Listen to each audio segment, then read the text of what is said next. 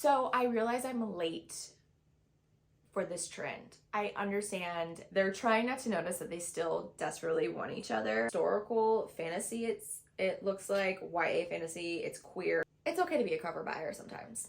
King Arthur meets Peaky Blinders with vampires, and I said, say no more. While bugs leave their legs and feelers in places they don't belong. Ew. When it's bad, it's really bad. Vengeful fights, damaged property, arrest warrants. Oh my goodness, toxic. Hello book friends, welcome or welcome back to my channel. My name is Kaylin and I hope you are doing so lovely. Welcome to your Sunday video. Hello, how are you guys? So I realize I'm late for this trend. I understand, listen, life happened in January. I was unable to film, didn't feel like filming this video, but we're here today to film it, and that is my books that I want to read in 2023. So I've compiled a list on my Notion and on my Goodreads, which if you guys don't follow me on Goodreads, I'll leave the link down below, and we're just gonna go through the books and we're gonna chat about them. So I've got my laptop here. If you see me looking down, it's because I'm looking at my laptop, but let me pull up my Notion and also my Goodreads so I can give a summary for you guys. Also, if you guys hear any jingling, any movement, my cat is having the time of his life chasing around his little laser pointer, so I just want to say that because you guys will probably hear it. Okay, so we have pulled up my Notion page. I'll put a little screenshot above. I'm not going to record my screen because honestly, that's just way too much work, and I low-key hate doing it. Like, I hate editing those videos because it takes so long. Anyways, we're gonna start at the top. These are in no particular order, as in like release date. I should have done that, but I didn't. First one we're gonna talk about is A Day of Fallen Night by Samantha Shannon. This is the prequel, I believe, to Priory of the Orange Tree, which if you guys don't know what that book is, well, let me get it for you. It is this bad boy right here. It's so chunky. I believe you guys have probably seen this going around booktube, book talk, Instagram. This is a pretty popular book. I absolutely adored this book. Took me a little while to get through because I've never read a fantasy like this before. I believe this is high fantasy. I could be wrong. I could be very wrong. But it's got dragons, it's got a sapphic romance, it's got multiple POVs. It is so good. However, the only thing I wish we got more in this book is the romance, and I believe that the book A Day of Fallen Night has more of it in it, which I'm very excited. So this is technically a standalone prequel, it says, and I'm gonna read the little synopsis for you guys because, you know, again, I suck at it. Another thing I suck at is pronouncing names, so I'm so sorry. Tunava Milliam is the sister of the Priory. For 50 years, she is trained to slay worms, but none have appeared since the Nameless One, and the younger generation is starting to question the Priory's purpose. To the north in the Queendom of Iz, Sabran the Ambitious has married the King of Hroth, narrowly saving both realms from ruin. Their daughter, Glorian, trails in their shadow exactly where she wants to be. The dragons of the east have slept for centuries. Dumay has spent her life in a Sekanese mountain temple, trying to wake the gods from their long slumber. Now someone from her mother's past is coming to upend her fate. When the Dreadmount erupts, bringing with it an age of terror and violence, these women must find the strength to protect humankind from a devastating threat. Ooh. Yeah, I'm very excited for this one. This one comes out in February. It comes out pretty soon. It comes out the 28th of February. The next book I want to talk about is Happy Place by Emily Henry. Emily Henry is an author that I really loved when I first started getting back into reading. Now my reading taste has changed, and I recently reread People We Meet on Vacation, and it didn't hit the same. I wasn't quite in love with it like I was the first time around. Also, Book Lovers was a big disappointment for me. I am on the side that I really did not enjoy that book at all. But I'm giving her another chance because I really did like beach read. So we have Happy Place, which I believe is a second chance romance. I am going to read the synopsis for you. Oh, actually, It's a very long synopsis, so let me read this and I'll just brief. Okay, so happy place, we're following a couple named Harriet and Wynn who have been together since college.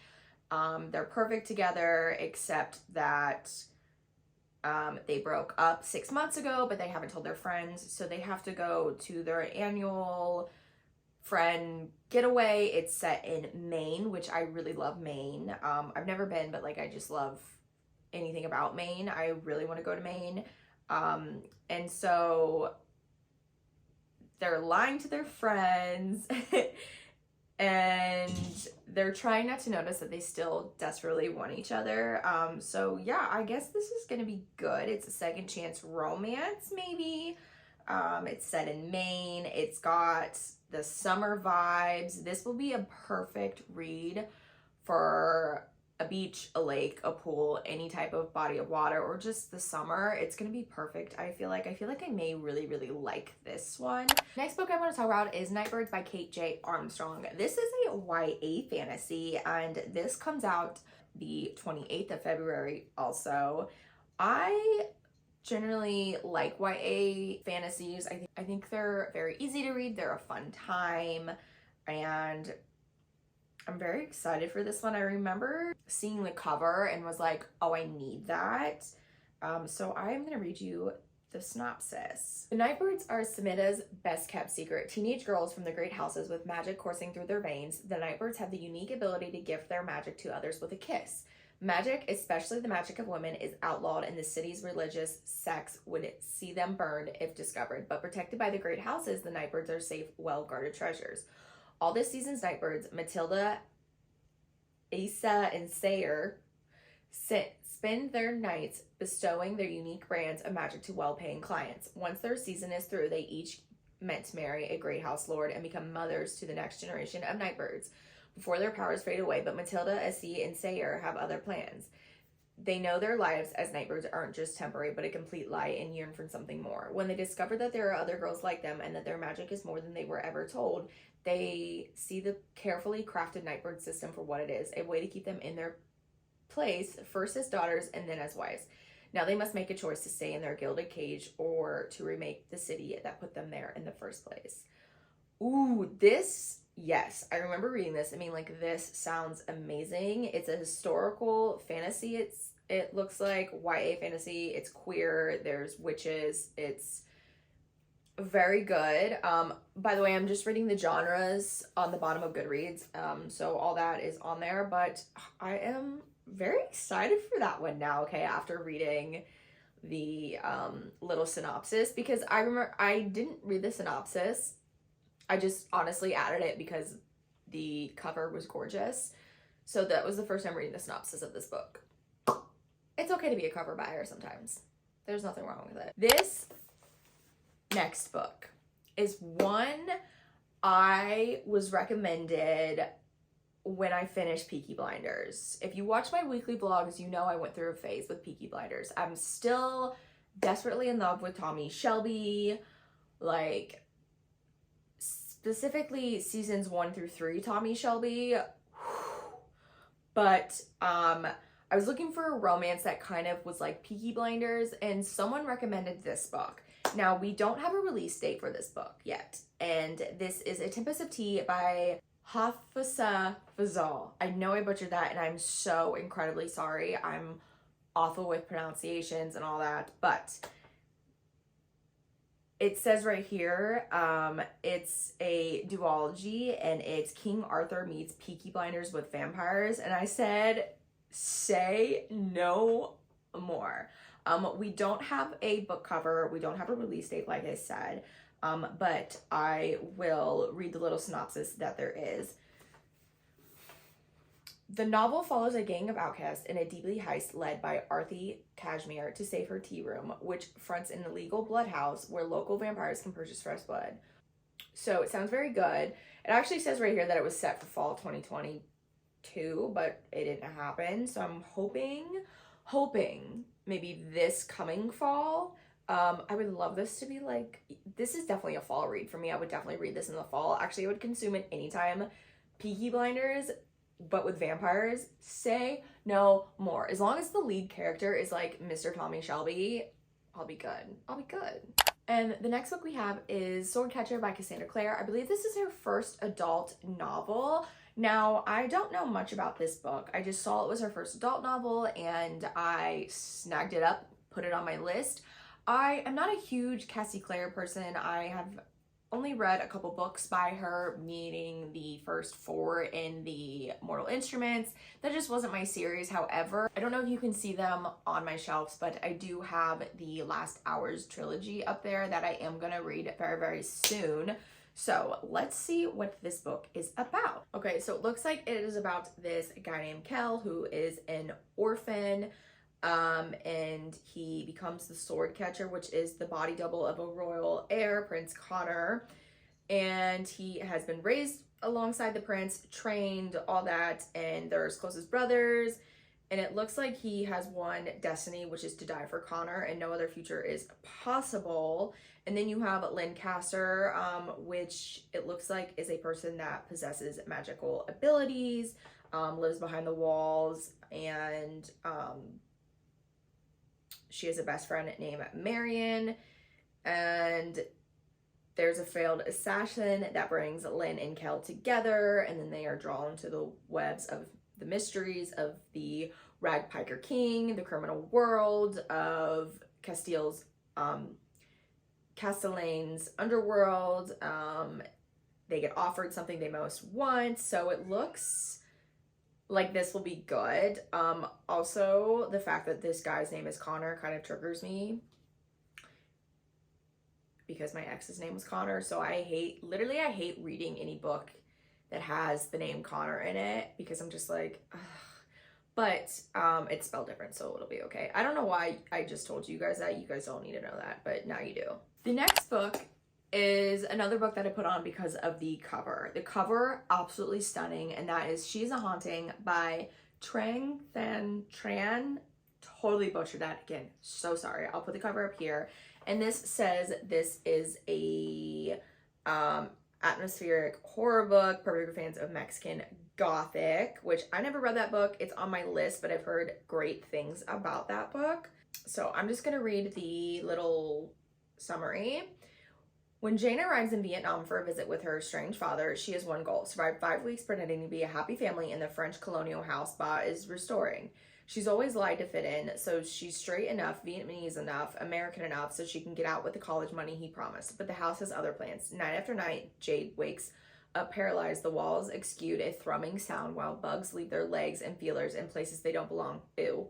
She finds curious traces of her ancestors in the gardens they once tended, and at night, Jade can't ignore the ghost of a beautiful bride who leaves her cryptic warnings. Don't eat. Neither Ba nor her sweet sister, Lily, believes that there is anything strange happening. With help from a delinquent girl, Jade will prove this house, the home her family has always wanted, will not rest until it destroys them.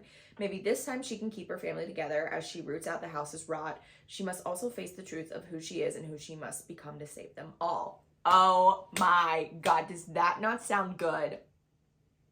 Like, hello?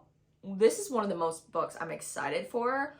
And it comes out, just to let you guys know, it comes out the 28th of February. There's a lot of 28 books February. Oh my goodness. I'm very excited though. I love finding new books. It's like very good. Next book we have is Divine Rivals by Rebecca Ross. And this is a YA fantasy, and this comes out April 4th. And let me tell you guys what this book is about. I'm going to read the little blurb they have. It says, when two young rivals journalists find love through a magical connection, they must face the depths of hell in a war among gods to seal their fate forever. It says, Shadow and Bone meets lore in this epic enemies to lovers fantasy novel filled with hope and heartbreak and the unparalleled power of love. Okay, 2 things I loved. I loved Shadow and Bone and I loved lore.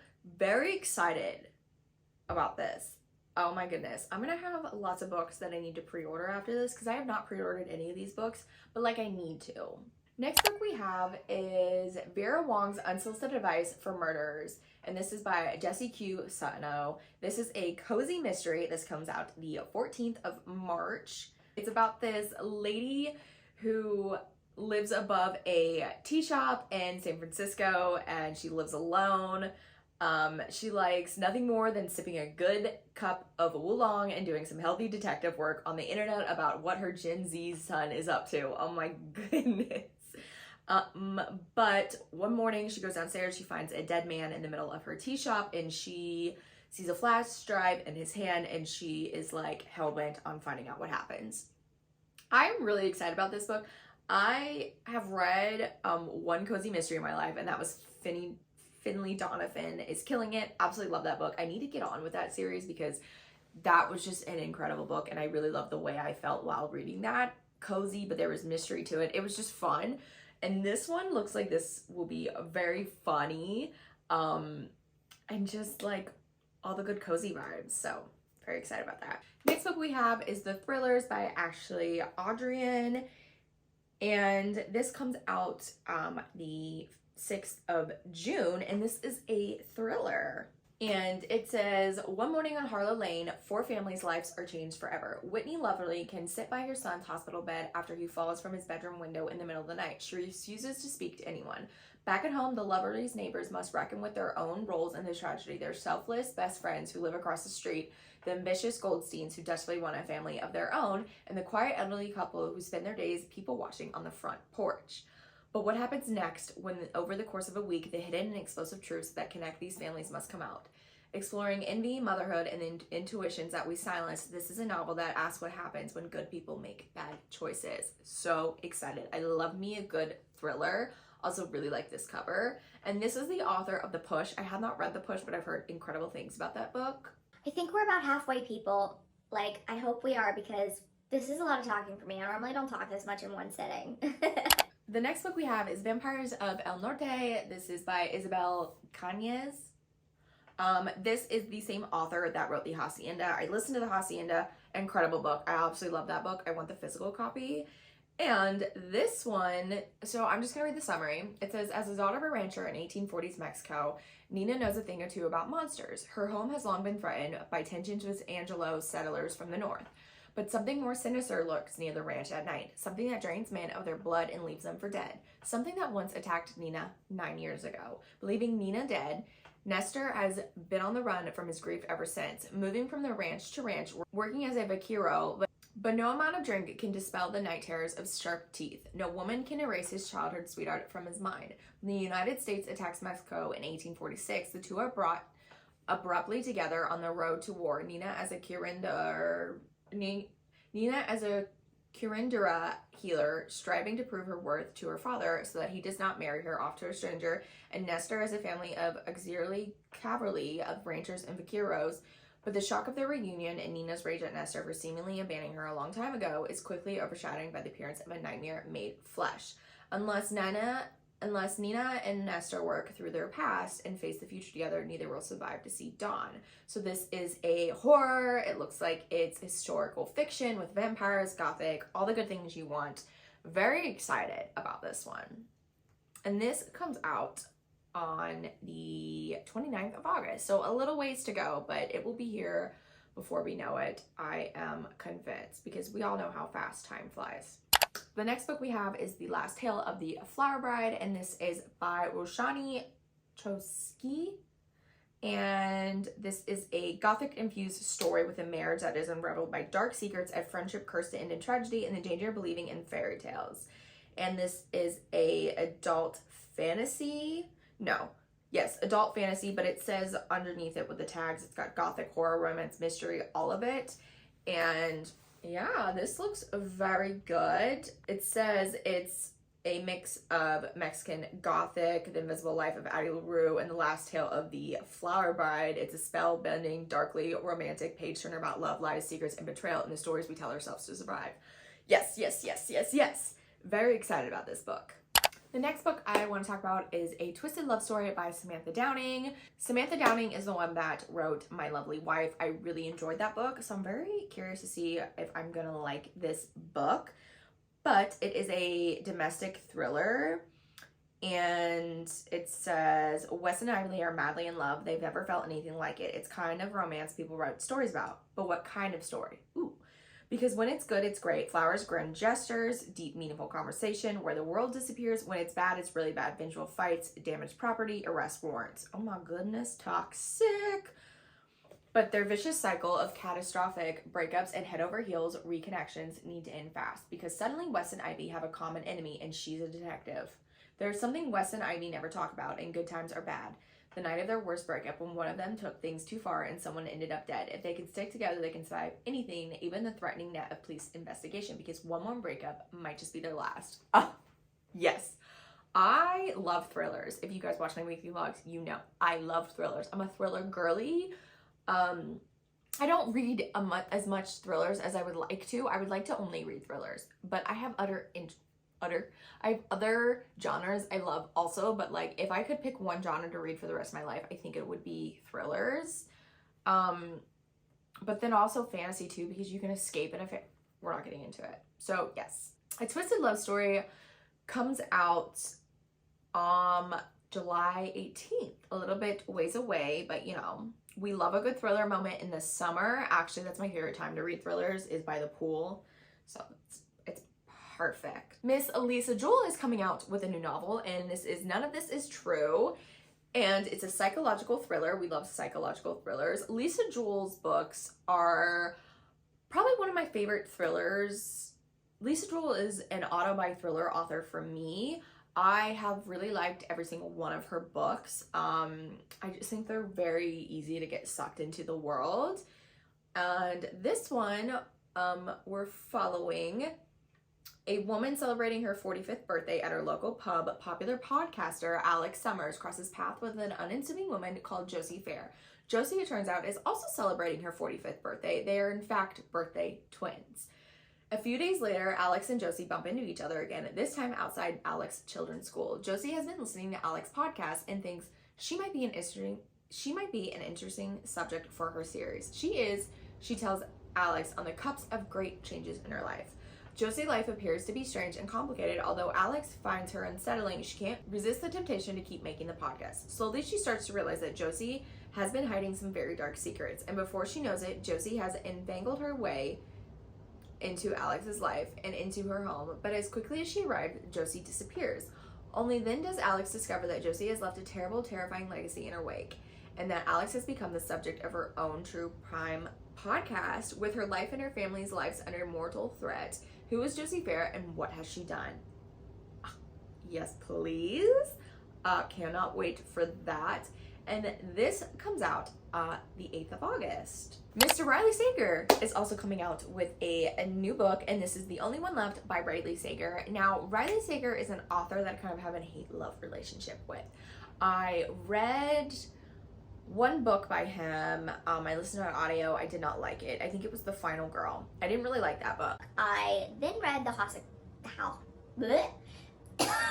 oh my goodness. I then read The House Across the Lake, and I liked that book up until the big twist was revealed.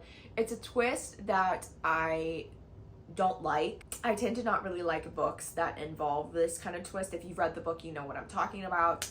But other than that, I really enjoyed it a lot more than The Final Girl. So I'm hopeful that I will like this book. Let's see what this one is about. At 17, Lenore Hope hung her sister with a rope. Okay, caught me. I'm in.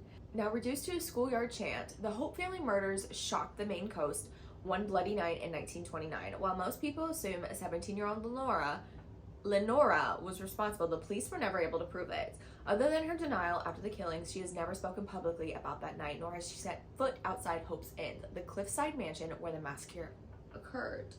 Oh, so she's been living in the house since... Stabbed her father with a knife, took her mother's happy life. It's now 1983, and home health aide Kit McDerry arrives at a decaying Hope Inns to care for Lenora. After her previous nurse fled in the middle of the night, in her 70s confined to a wheelchair, Lenora was rendered mute by a series of strokes and can only communicate with Kit by tapping out sentences on an old typewriter. One night, Lenora uses it to make a tantalizing offer. "I want to tell you everything." "It wasn't me," Lenora said, "but she's the only one not dead." Oh my God. As Kit helps Lenora write about the events leading up to Hope's family massacre, it becomes clear there's more to a tale than people know. But when new details about her predecessor's department, it comes to light. Kit starts to suspect Lenora might not be telling the complete truth, and that the seemingly harmless woman in her care could be far more dangerous than she thought. Yes, I feel like I'm really, really gonna like this one a whole lot. It's set to release on June the 20th. So kind of far, but like not as far as the other thrillers. Next book I want to talk about is You Shouldn't Have Come Here by Geneva Rose. Now, Geneva Rose wrote One of Us is Dead, which is that book about the group of Southern ladies. And I actually really enjoyed that book. I listened to it on audio. I had a great time with that book. I love thrillers like that. The rich, catty woman that are down in the South. I love it. So I'm very excited to see what this one is about. I saw she was coming out with a new thriller and I automatically added it. There's just some authors that are auto, like, pre-order authors. And so this one, it looks like you were told from dual point of views. It's a thriller. It said a cautionary tale of what can go wrong when you open your house and your heart to a total stranger. Grace Evans, as an overworked New Yorker looking for a total escape from her busy life, books an Airbnb on a ranch in the middle of Wyoming. When she arrives, she's pleasantly surprised to find that the owner is a handsome man named Calvin Wells. But there are things Grace discovers that she's not too pleased about. A lack of cell phone service, a missing woman, and a feeling that something is not right with the town. No. I'm gonna stop you right there. First off, why would you book a ranch in the middle of Wyoming by yourself? Like, I am very much that person that's like, I watch a lot of scary movies. Like, I'm not booking a cabin or a ranch by myself in the middle of a state or town I don't know, where it's very secluded. One, no cell phone service. No, sorry, I have to have cell phone service, not just because I'm highly addicted to my phone, which is another topic, but it's also because of safety. Like, I need to be able to call 911 if there's like a max order or something, or, you know, also, why is the owner there? Isn't usually, unless she booked that Airbnb where like you book a room, that type of, which I would never do. I'm not, no. Despite her uneasiness and misgivings from Calvin's friends and family, the two grow close and start to fall for one another. No. However, as her departure date nears, things between them start to change for the worse. Grace grows wary of Calvin as his infatuation for her seems to turn into obsession. Oh, okay. Calvin fears that Grace is hiding something from him. I already read that. But, ooh, an obsession? This comes out April 25th. Miss Ashley Winston has a new book coming out this year, and that is Midnight is the Darkest Hour. Now, I read The Last Housewife. Absolutely loved that book.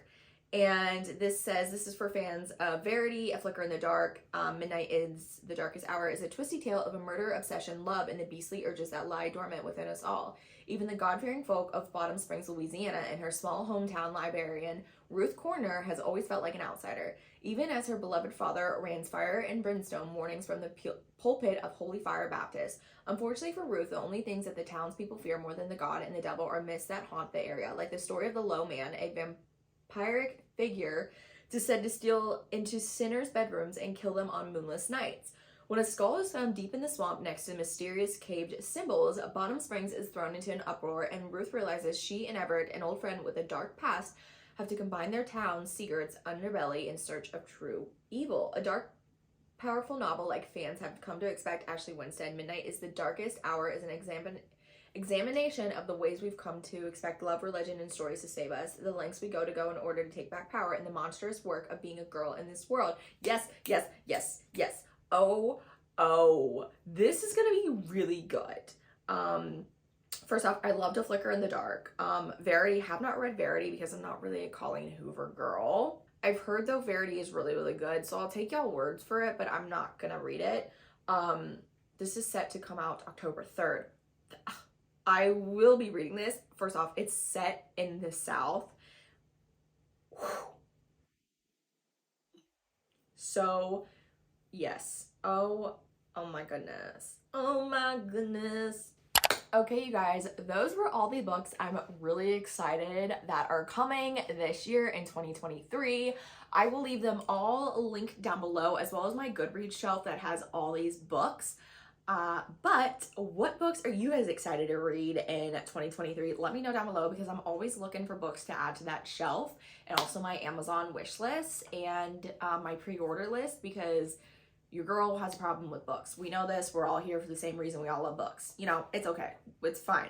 But I hope you guys enjoyed this video. If you did, give it a big thumbs up. Make sure you guys are subscribed, because I would love to have you here. If you don't already, you can follow me on my social medias. They are always linked down below for you guys. There's some links to also support me and my channel. I would greatly appreciate it, but there's no pressure at all. They're just down there in case you're feeling, you know, generous. And I hope you guys are reading lots of good books. I hope you guys are doing well, and I will see you guys in my next video.